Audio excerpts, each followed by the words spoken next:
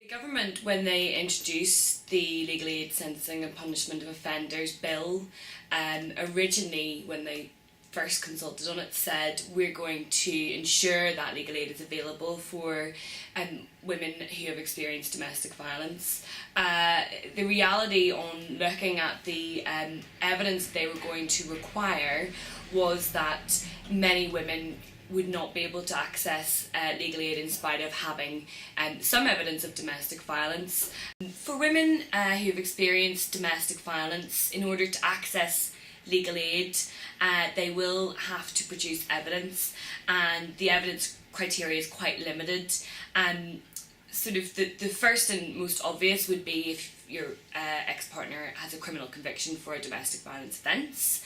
And all the other criteria have quite a strict time limit, which is 2 years. The types of evidence that you will need to produce to be able to access legal aid are essentially statutory responses. In the main, they're things that not all women will have. As many people will be aware, domestic violence is not just physical violence. It includes a full spectrum of abuse, so physical, sexual, psychological, emotional, financial, as well as sort of harassment and stalking and things like that. Part of our role at Rights of Women is to advise women on the telephone, and one of the most common reasons why women are not able to provide evidence of domestic violence is the fact that the violence has been emotional or psychological or financial as opposed to physical.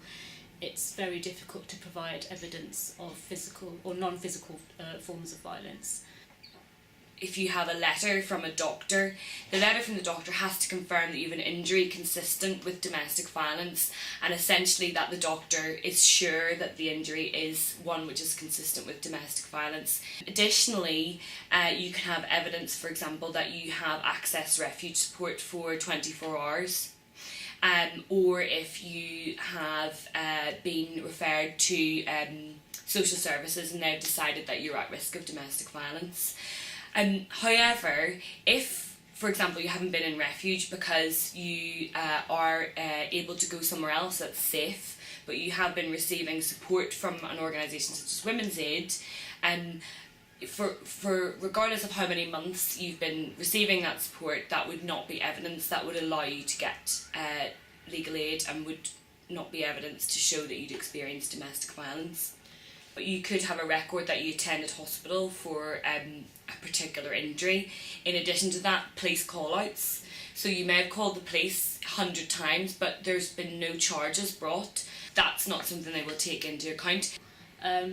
Also, the 2-year time limit we think is arbitrary and completely irrational. Women will continue experiencing the impact of domestic violence possibly for the rest of their lives, and it doesn't make sense for there to be a 2-year time limit on that. We know from speaking to women on our advice line on a daily basis that very often domestic violence has happened in the past, but legal proceedings don't happen for a while after, and often don't happen until she's perhaps safe.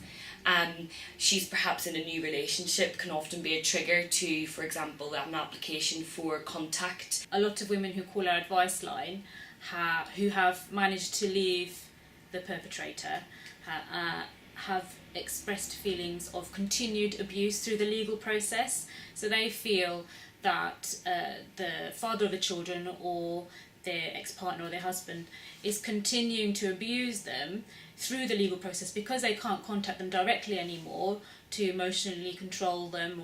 They're using an application to the court to continue to try and impact their lives, to continue to try and upset them, essentially.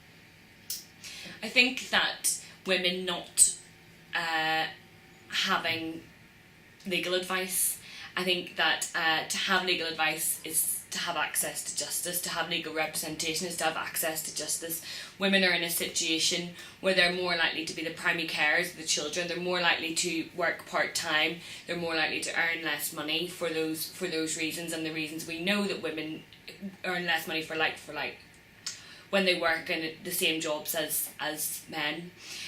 Women are already reluctant to report incidents of domestic violence, continue living with the situation, and this is just another example of a reason why they might feel reluctant to leave a relationship, knowing that if there are court proceedings in the future, they're not going to be believed that they were victims of domestic violence because they haven't reported it, because they haven't gone to their GP, because they haven't spoken to a social worker.